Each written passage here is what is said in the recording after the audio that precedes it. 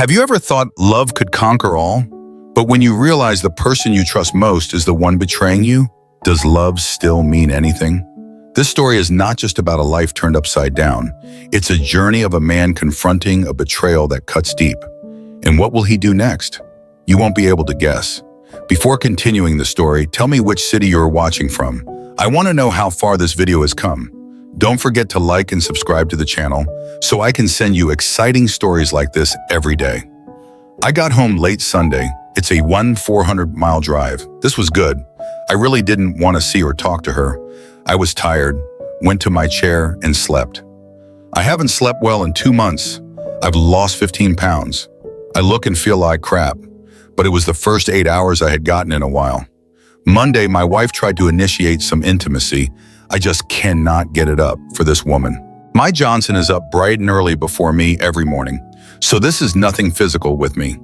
It's just that for once, my dick is in total agreement with my mind and heart. This upset her, and we got into a pretty heated argument. I told her maybe it was something wrong with me. I'm 50 years old. This stuff happens.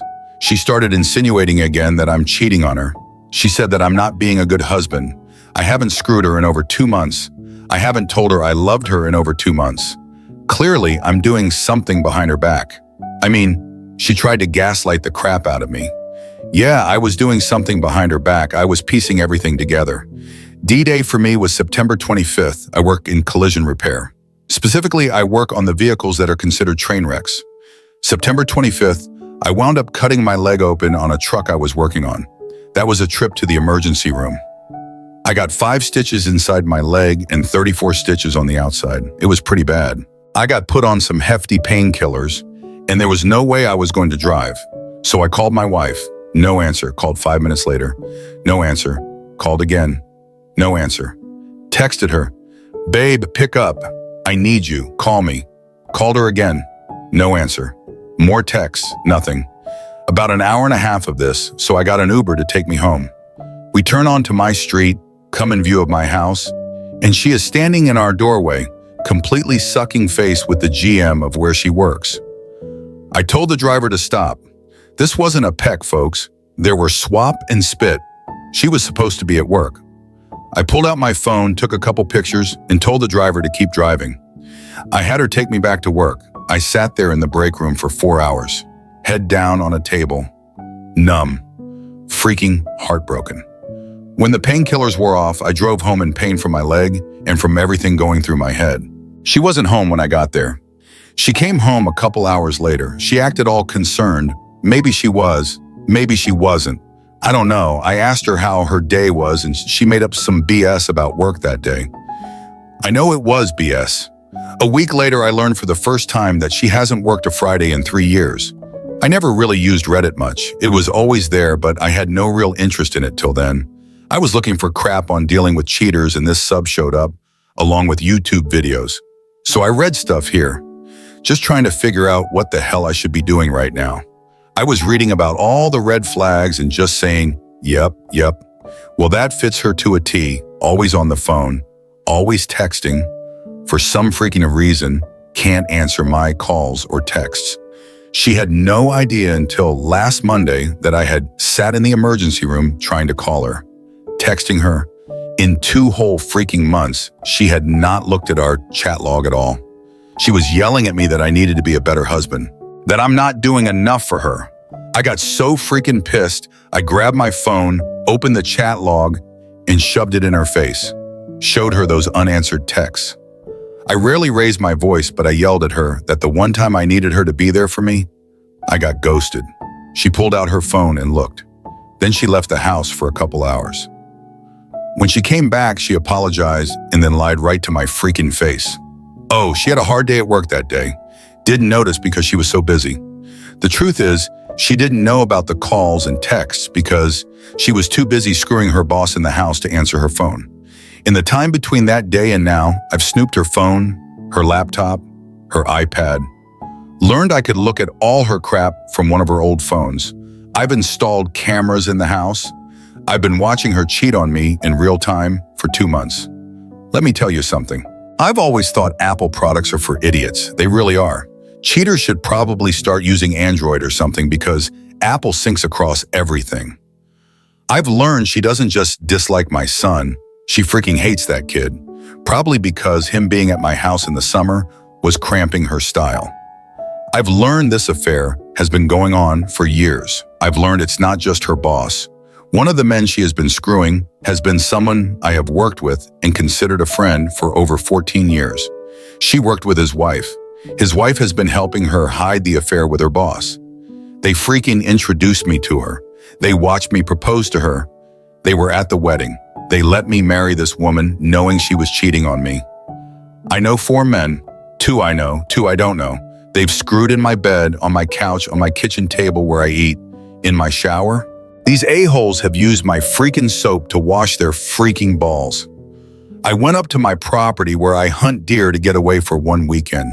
I invite her. I always ask her to come whenever I go anywhere. She always declines. When I got back, I just watched this parade of men go through my house and screw my wife. She didn't even shower and clean herself off between 2 of them. What a freaking pig. Yeah, there's a camera in the bathroom too. Same thing when I went to Chicago for Thanksgiving. She spent the whole weekend screwing other men in my home, in my bed. For 2 months, I have kept this to myself until I told my ex-girlfriend what is going on. I'm wearing this calm mask, but I'm inches from Hulk smash mode.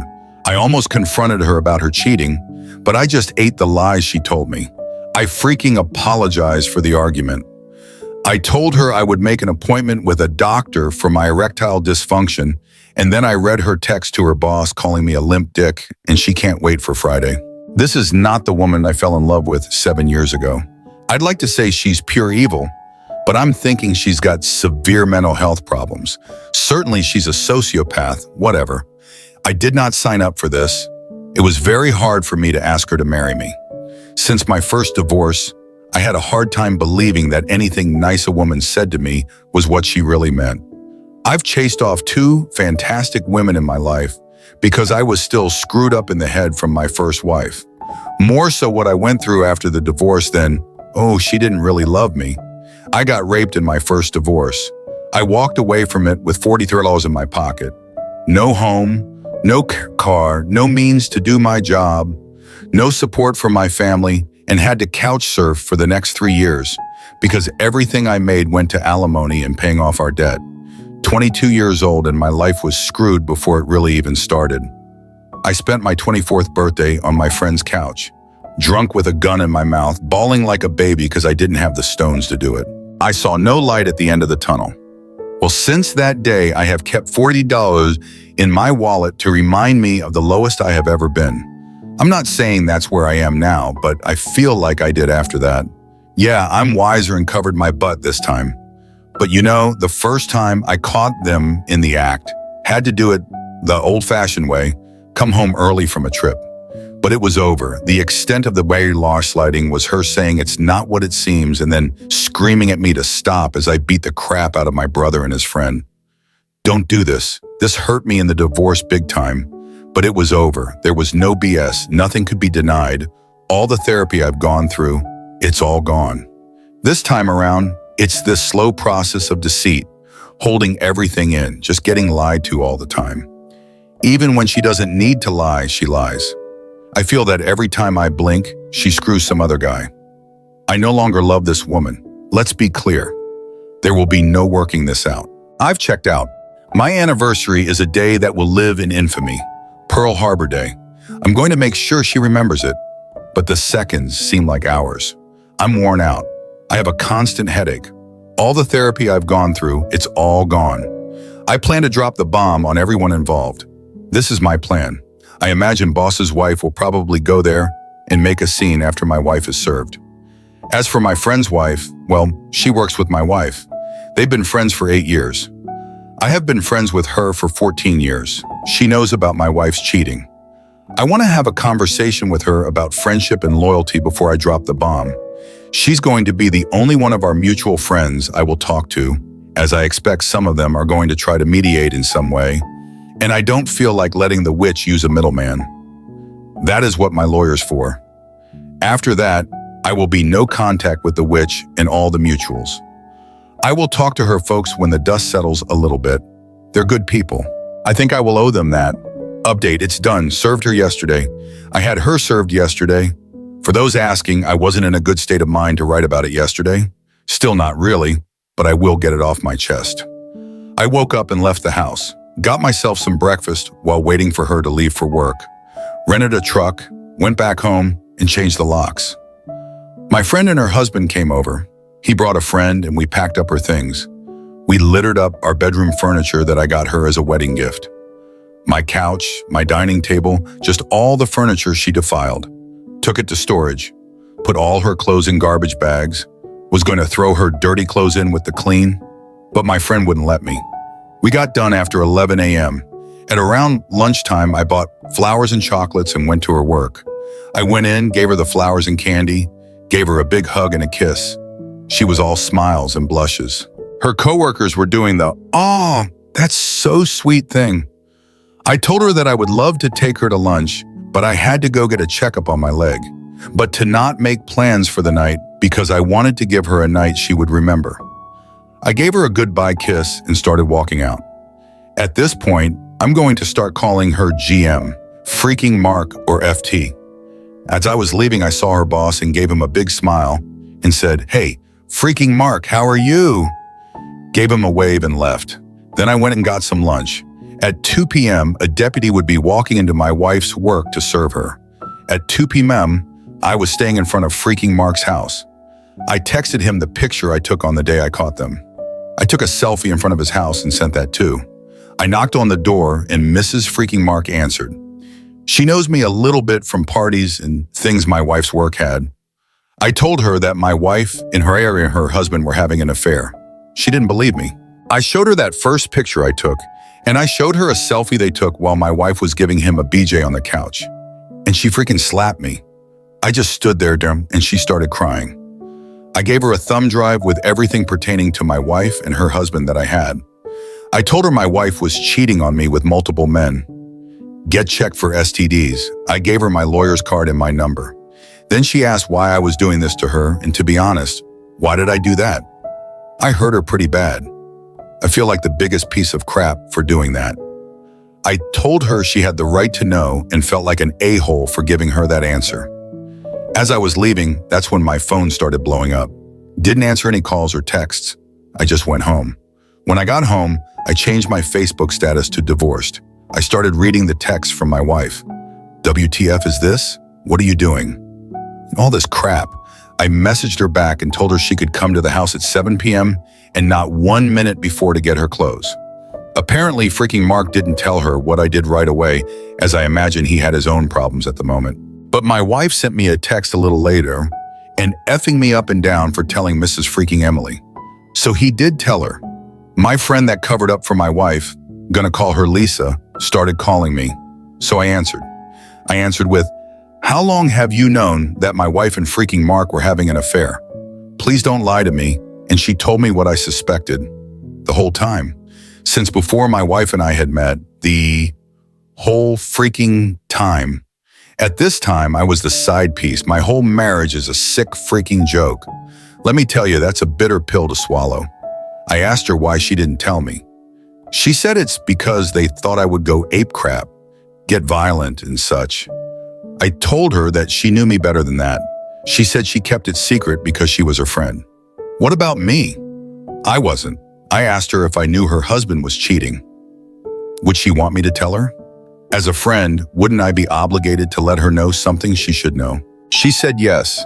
So I hung up and sent her pictures my wife had taken of her and her husband and texted her back with my lawyer's number and said that my lawyer has everything I know. Then I told her never to contact me again. At about 4 p.m., my wife showed up at the house and found out about the locks. She started banging on the door and yelling. I didn't answer. She tried calling again. I turned my ringer off. Then she broke a window and left. At close to 7 p.m., 2 deputies parked out front. One is one of the people that helped me move stuff earlier. His wife showed up, also my friend. 7 p.m. rolls around and my wife showed up. She looked pretty subdued. Pretty sure her and Lisa had gotten into it by then. I gave her her clothes, the storage key, and the address. My lawyer's card. Told her that all contact with me will be through her. My wife started with the "I love you" crap. We can work this out. She's sorry. She loves me. A mistake. She doesn't love them. It didn't mean anything. I just pointed at my lawyer's card. She said that it's her house too, and I can't kick her out. I told her it's my home and that she literally screwed herself out of it. This is when she got really loud. All the I love yous turned into FUs and I hate yous. The deputies turned on their lights and neighbors had come out to gawk at the train wreck. I remained fairly calm and had my hands at my sides through this. She kept screaming at me. I think she might have been drinking. She started crying that she had nowhere to go, and when I told her that I don't care. Well, I learned something new about my wife. She can throw a right hook. Gave me a fat lip and a bloody nose. I didn't move. I just stood there and let her do it. She tried scratching my face. The deputies restrained her. I declined pressing charges, told them to just make her leave. They filed an incident report so I could get a temporary restraining order. Actually, I'm glad she did that. When she left, I went back in, and while I was cleaning myself up, all that crap I should have been feeling for the last 2 months started to hit me. I'm pretty exhausted right now. I thought I would feel better after this all got out. I don't. I feel freaking awful. I'm not someone prone to crying, but I've been doing a lot of that since last night. There's almost 600 unanswered texts and calls on my phone and growing. I'm going no contact with our mutual friends. I don't want any of them trying to mediate things. I'll sort them out some other time. I didn't call my son last night. I've always called him every night. I'll tell him tonight. He'll probably not be upset by the news. He wasn't fond of her. Update. Paper signed. God disclosure, more or less. Hello, I met with her and her lawyer today. I didn't get everything I wanted, but I got enough. We signed for an uncontested divorce. It will be official in about 2 months. That's the good news. I feel some relief for this, but really sad about the whole thing. First off, she did not or could not look at me through almost the entire proceeding. I'm not going to pretend to know what was going through her mind, but I would like to think she didn't have the balls to look me in the eye. She got a decent lawyer. At least he knew he got handed a dog's dinner. They asked if reconciliation was possible, and we did dangle it, even though it is not possible. We asked for full disclosure of what she did. He had already had her write it out. What she wrote down, however, was less than what I already know. I read what she wrote down, and conveniently, the 2 fellows I didn't know the identity of were not included in it. My lawyer produced stills from the camera footage. Who's this? And who's this? Well, she wasn't very forthcoming with him either. They asked us to step out. We did. I didn't catch every word, but he didn't sound too pleased. When we came back in, I got a more truthful version. The 2 guys were online hookups and very recent. She'd been having an affair with freaking Mark for more or less the whole time I've known her. She said she broke it off with him sometime after I proposed and until about a year into our marriage. I think I believe her on that. I mean, I shouldn't believe anything she says, but I did ask her if she was ever faithful during our marriage. She started banging David, my coworker Lisa's husband, on July 4th of 2019. We had a 4th barbecue, and she gave him a BJ then at my house while I was there. She said she didn't love him, she just got off on it. During this year, she just got bolder and started hooking up with random guys from online sites. I'm pretty sure she had some parking lot hookups and such, but I didn't press on that. I asked the attorney to give us the room for a bit because I wanted to ask some private stuff. They walked out. I asked her why. Not why she cheated, why she married me. Why she didn't say no. She said she loved me. Great way of showing it. She wanted to be married. She wanted the security. I was good in bed. But she's loved freaking Mark for 10 years. He wasn't leaving his wife and her clock was ticking. So I was a meal ticket, basically. She said I made her happy, but she wanted what she wanted. For those asking, they have both been fired. Lisa raised hell at work. I didn't need to make a stink about anything. Soon-to-be ex-wife is living with her parents. I don't know what freaking Mark and freaking Mark are doing. I was told it is none of my business. I think he is trying to stay married. If he stays married, I may have to give him the beating. I asked if there was anything else I ought to know. She told me she got an abortion 2 years ago because she didn't know who the father was. Wow, that was a low blow. In the beginning, we tried to have a kid, but we opted for the quit trying and enjoy the sex approach. I would have loved to have another kid. Like a daughter I could spoil rotten. I had unprotected sex with my wife damn near daily. There's a huge chance this kid was mine. I will never know. This was enough to make me get up and walk out. Y'all can't talk about a bullet dodged. I'm just thinking she killed my child. If anyone here has ever done any boxing, there's a point where the blows just keep coming, but you don't feel them. I mean, they're doing damage, but it doesn't hurt like the first few punches. It's just too much, and you get numb to them. This is where I'm at. She could tell me she started the Chicago fire, and I would not be surprised. I called the lawyers back in, told mine to go to Plan B. Plan B is I took my demand for alimony off the table. I wanted the divorce agreement uncontested and signed. This is the fastest way. I wanted to say condition 2 to reconcile was for her to unscrew all those other men. You know, something impossible, but there's no point to being clever here. Ain't gonna lie, the abortion has me rattled. I don't want a monthly reminder of this woman, even in the form of a paycheck. So at 5:43 p.m. she signed. In around 2 months, it will be official. I keep my house, my retirement funds, all my property. No alimony for either of us.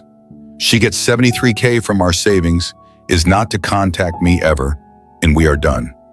I do not care what happens to her now. I don't want to know what she'll do. I don't care. For her own good and anyone she meets in the future, I hope she goes to a shrink. But I am done giving a crap about this woman. I in no way feel like a weight has been lifted off of me. I've eaten a crap sandwich, and this is all I can taste. I've had nothing to be happy about for 3 months, and I am not happy now. I don't see that in my future, like at all. That abortion has been on my mind since she said it. I think it's going to be in there for a long time. I don't know what I'm going to do in the immediate future or long term. Maybe when this is all finalized, I'll feel some kind of release. I don't know. Right now, I just want to be left alone. No more, aw man. So sorry to hear that or any of that. Right now, I just want quiet. This whole time I've been thinking about everything I've ever done, and I don't see anywhere where I have done right, only where I've gone wrong. I know this is an awful mindset to have, but it's what I'm left with. All I can say is at least I get to keep my stuff this time, but I won't be doing this again. What a rough story. Let's see how the community handles this. 12-inch Chewbacca says, "This is your Shawshank escape. You were in a prison you never knew, and now you're standing alone and covered in crap. It's difficult to see anything other than the muck and mire that is all over, but you have been freed from a terrible confinement. It doesn't mean there aren't scars. It doesn't mean that only good times are ahead, but you have laid all the groundwork to move on to someplace, any place other than back inside, and that cannot be a bad thing. Your story is pretty amazing, and you have made one good move after another. Your only worry should be about you and your son. As hard as it is, you cannot waste energy and time thinking about things that are already done. No more what ifs. Forward, get that crap off you and get busy living. The rest will sort itself. Breathe." Rubik's F says, "Considering all the screwing around she was busy with, I wouldn't make the assumption the aborted child was yours. She was cheating on you with your coworker's husband regularly since before she met you. Likely it was his. I don't say this to hurt you, but consider the following. The calculating kind of woman your wife is would use your child to her advantage. She wants security, and nothing like a child will put a better hold over a husband. So if the child was really yours, then why abort it? Sure, she claims she doesn't know who fathered the child, but I don't believe that is likely in her case. In the end, this story transcends the immediate topic of betrayal and delves deeper into the essence of human resilience when confronted with unimaginable adversity. We often think of betrayal as a singular event, a point of no return, but the truth is each betrayal, each act of deception presents an opportunity, a harsh opportunity for growth. Every sorrow, every wound we endure has the potential to shape us, to teach us something valuable, and most importantly, to allow us to find our true selves in the midst of the pain.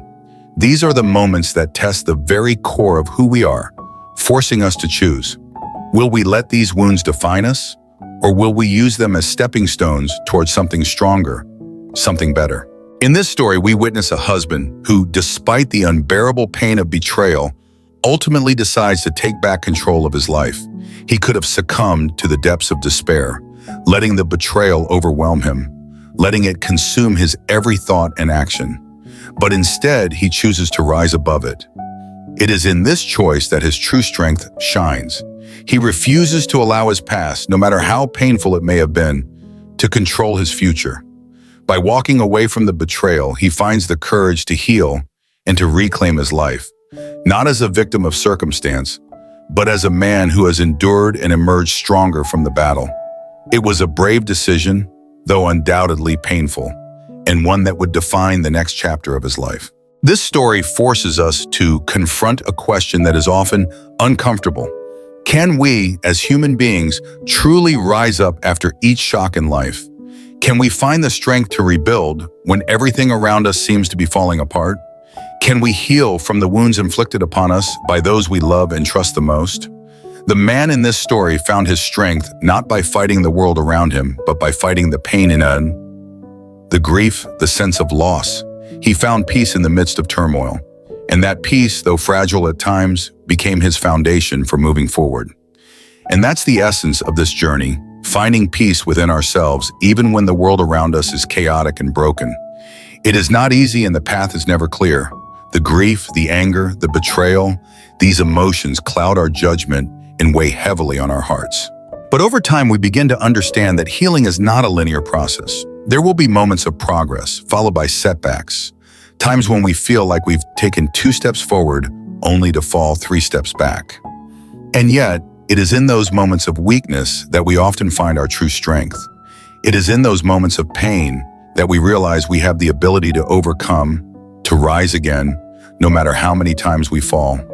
This story also challenges us to reflect on the value of truth, how difficult it is to face the truth, especially when it's so painful, and yet how essential it is for our own healing. The man in the story had to confront the brutal reality of his wife's betrayal, and in doing so, he found the clarity he needed to make the difficult decisions that would ultimately set him free. It was not easy to face the truth, but it was the only way forward. Sometimes the truth is a knife that cuts deep, but it also has the power to heal, to clear away the illusions and lies that we build around ourselves. As we reflect on this story, we might ask ourselves, how often do we avoid the truth because it seems too hard to bear?